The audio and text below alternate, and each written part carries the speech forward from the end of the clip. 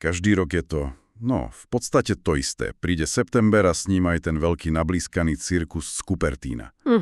Apple ukáže nové iPhony, celý technologický svet sa na chvíľu zastaví a potom o chvíľku neskôr sa z druhej strany planéty ozve odpoveď. Zvyčajne veľmi hlasná odpoveď, plná čísel, gigahercov a s prísľubom, že dokáže to isté len za menej peňazí. Presne. Hovorím samozrejme o Xiaomi.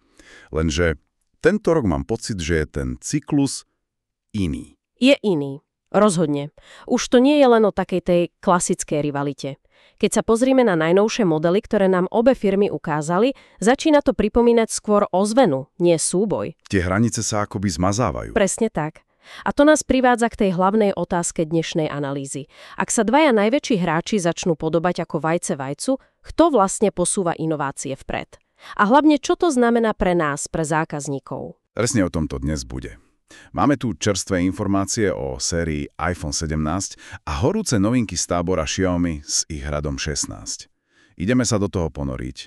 Špecifikácie, dizajn, ceny, ale hlavne tie prekvapivé, až povedal by som, znepokojujúce podobnosti. Cieľom je zistiť, kde sa dnes skrýva tá skutočná hodnota a prečo by nás táto hra na zrkadlo mala všetkých zaujímať. Dobre, tak začneme tam, kde to všetko štartuje.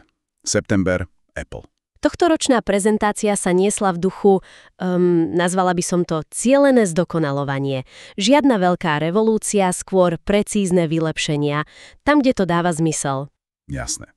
Takže vlajková loď iPhone 17 Pro Max dostala to, čo sme všetci čakali. Presne tak. Čiže nový čip A19, ktorý opäť posúva hranice výkonu, to je klasika. Potom sa veľa hovorilo o foťáku. Áno, tam mal byť vraj výrazný skok. Zdroje spomínali až 48 megapixelí teleobjektív s vylepšeným zoomom a samozrejme odolnosť, nová generácia skla Ceramic Shield. To všetko je fajn, je to evolúcia. Je to očakávaná evolúcia, ale ten najzaujímavejší kúsok bol tento rok, myslím, niekde úplne inde. Narážaš na iPhone R? Absolútne. Skutočnou hviezdou bol nečakane iPhone R a to je z pohľadu stratégie fascinujúci ťah. Vzali koncept extrémne tenkého a ľahkého tela, ktorý poznáme z iPadov, a preniesli ho do telefónu. Výsledok je taký minimalistický až futuristický. Ale tá najväčšia bomba prišla inde.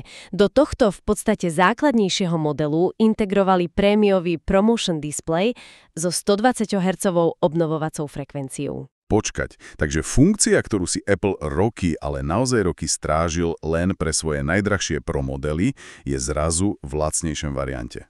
Prečo?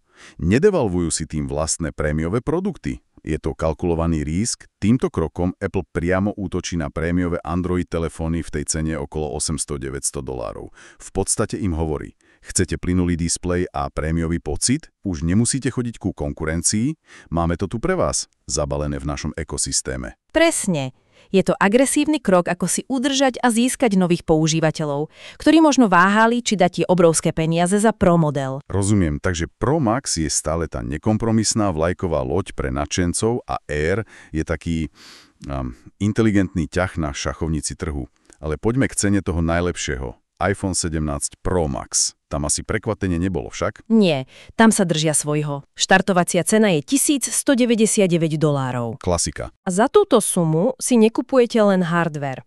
Kupujete si čip A19, ktorý je o generáciu pred konkurenciou, kupujete si iOS 26 s pokročilými AI funkciami priamo v zariadení a hlavne si kupujete ten status. Vstupenku do ekosystému. Áno. Apple týmto opäť nastavil latku. Pre celý trh. To určite. Ale vždy sa čaká na to, kto sa odváži tú latku preskočiť. No a ten najväčší vyzývateľ z Číny nenechal na seba dlho čakať. Xiaomi už ukázalo svoje karty s modelmi Xiaomi 16 a hlavne tým fotografickým 16 Ultra. Presne tak, a Xiaomi ide na to tradične, hrubou silou špecifikácií. Srdcom je nový, extrémne výkonný Snapdragon 8 Elite, čo je priama odpoveď na A19. Áno, ale tam, kde sa snažia naozaj zažiariť, sú dve oblasti. Foťáky a nabíjanie. A pre tých foťákoch sa tento rok, zdá sa mi, že sa úplne otrhli z reťaze. V modeli 16 Ultra má byť obrovský jednopalcový snímač. Čo je pre kvalitu fotiek kľúčové. A dokonca sa špekuluje o 200 megapixelovom periskopickom teleobjektíve. To mi príde ako čisté marketingové číslo. Má taký extrémny snímač vôbec reálne využitie? To je výborná otázka.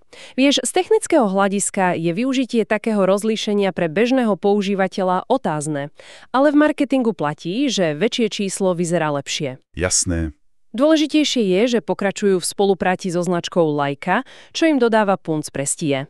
A ten jednopalcový hlavný snímač, to je skutočný game changer, najmä pri fotení v zlom svetle. Ale poďme k tej druhej veci, kde Apple proste nestíha. Nabíjanie. Tam je Xiaomi stále kráľom. Bez debaty. Zatiaľ, čo majitelia iPhoneov čakajú, Xiaomi 16 Ultra ponúka 100W alebo dokonca 120W nabíjanie. To znamená, že telefón nabijete z 0 na 100 za čas, kým si vypijete ranú kávu. A to je pre mnohých ľudí obrovská výhoda v reálnom živote. A nezabúdajme na softvér. Nová verzia HyperOS je navrhnutá tak, aby priamo konkurovala tým AI funkciám v iOS. Takže majú vlastné nástroje na úpravu fotiek, sumarizáciu textu. Všetko poháňané umelou inteligenciou. Takže áno, na papieri je to monštrum, špičkový výkon, inovatívny foťák, bleskové nabíjanie. Dobre, špecifikácie sú monštruózne, to je jasné, ale historicky bola najväčšou zbraňou Xiaomi cena. Platí to ešte stále? Alebo sa už aj oni začínajú cítiť ako prémiová značka? Lebo som zachytil nejaké odhady cien a nevyzerali veľmi ľudovo. A tu sa dostávame k jadru veci. Xiaomi 16 Ultra má podľa odhadov štartovať na cene $1099. Čože? Áno, to je len o $100 menej ako porovnateľný iPhone 17 Pro Max. A to zásadne mení celú hru. To mení úplne všetko. Kedysi to bol zabíjak vlajkových lodí, ktorý priniesol 80% výkonu za polovičnú cenu. Presne. A dnes prináša 100% výkonu za 90% ceny. A to je obrovský posun v identite značky. Pamätám si, keď pred rokmi predstavili Mi Mix, ten bezrámikový koncept. To bolo odvážne, originálne, to ukázalo smer celému trhu. Kde je tá odvaha dnes? Zdá sa, že ju vymenili za snahu byť čo najviac ako Apple. Je to zvláštne, kedysi sme sa tešili na predstavenia Xiaomi, lebo priniesli niečo divoké, nečakané a hlavne dostupné. Dnes sa pozeráme na ich ceny a pýtame sa, či nestratili kontakt so svojimi pôvodnými fanúšikmi. Dobre, takže máme na stole dva technologické vrcholy. iPhone 17 Pro Max za $1199 a Xiaomi 16 Ultra za $1099. A teraz správme to, čo urobí každý zákazník v obchode. Položme si ich vedľa seba, pretože tam sa začnú diať zvláštne veci. Až zarážajúce veci, je to viac než len podobnosť, je to takmer identický dizajnový jazyk. Ploché titanové hrany. Majú ich obe. Hranotý industriálny rám, majú ho obe, usporiadanie modulu foťáku v ľavom hornom rohu. Samozrejme. Ak by si zakryl logo, z 2 metrov... Máš problém ich rozoznať. Počkať, ale neprehájame trochu. Nedá sa argumentovať, že toto je jednoducho trend, že existuje len obmedzený počet spôsobov, ako navrhnúť prémiový telefón. Možno to nie je kopírovanie, ale len prirodzená konvergencia dizajnu. To je férový argument a do istej miery je to pravda. Ale tuto ide oveľa hlbšie. Keď Apple predstaví koncept super tenkého iPhoneu Air a o pár týždňov sa internetom šíria takmer identické rendery super tenkého variantu od Xiaomi... To už nie je náhoda. Presne. A to isté platí pre funkcie. Hovoríme o takmer dokonalej funkčnej parity. Čo to presne znamená? Znamená to, že nejde len o vzhľad. Apple predstaví nové AI funkcie na úpravu fotiek v iOS, o chvíľu má HyperOS od Xiaomi ich zrkadlovú sadu. Apple sa chváli novou odolnosťou vďaka Ceramic Shield 2, Xiaomi kontruje a hovorí o svojom pokročilom keramickom zadnom paneli. To nie je paralelný vývoj. Nie, to je reaktívna stratégia. Jeden udrie a druhý okamžite kopíruje úder. Inovácie sa menia na implementácie. A keď si to spojíme s tou cenou, pri rozdiele $100 sa stráca ten hlavný argument, prečo si vlastne kúpiť Xiaomi. Prečo si kupovať kópiu, keď originál je cenovo tak blízko? Presne. Ich hodnotová ponuka sa tým extrémne oslabuje. Stratili svoju najväčšiu konkurenčnú výhodu. A to nás privádza k tomu, prečo je táto situácia v skutočnosti zlá pre nás všetkých. Pretože namiesto dvoch odlišných vízií, dvoch rôznych prístupov, ktoré by sa navzájem hecovali k väčšej kreativite, dostávame dva extrémne podobné produkty.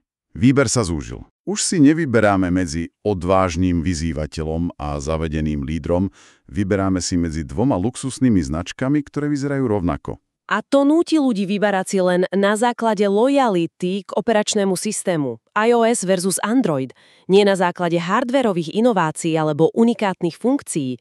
Kde je riskovanie? Kde sú tie revolučné kroky? Celý trh sa stáva predvídateľným a úprimne trochu nudným. Obe značky teraz hrajú podľa rovnakých pravidiel, s rovnakou estetikou a snažia sa osloviť toho istého prémiového zákazníka. Ten naratív o Xiaomi ako o dostupnej alternatíve pre ľudí, ktorí chcú špičkový výkon, ale nemajú neobmedzený rozpočet, ten sa minimálne v tejto najvyššej kategórii Ultra úplne vytráca. Skopírovali dizajn, dorovnali funkcie a nebezpečne sa priblížili cenou. Stali sa tým, proti čomu kedysi bojovali. Zabudli, čo ich urobilo veľkými. Ktorí robia veci inak. Nie takých, ktorí sa snažia byť čo najlepšou kópiou lídra. Takže ak si to zhrnieme. Kedysi sme mali dve jasne oddelené cesty. Apple ako prémiový, uzavretý ekosystém a Xiaomi ako ten divoký, inovatívny hráč, čo ponúkal neuveriteľnú hodnotu. A tieto cesty sa spojili. Spojili sa do jednej. Výsledkom sú dva špičkové, no až nepríjemne podobné telefóny, čo spochybňuje myšlienku skutečnej konkurencie. Presne tak. A to nás privádza k záverečnej myšlienke, ktorá presahuje len tieto dva telefóny. Musíme sa zamyslieť, čo to znamená pre budúcnosť technológií ako celku. Čo sa stane s trhom, keď jeden z hlavných a najagresívnejších vyzývateľov prestane vyzývať a začne poslušne napodobňovať? Aký signál to vysiela ostatným výrobcom? Presne.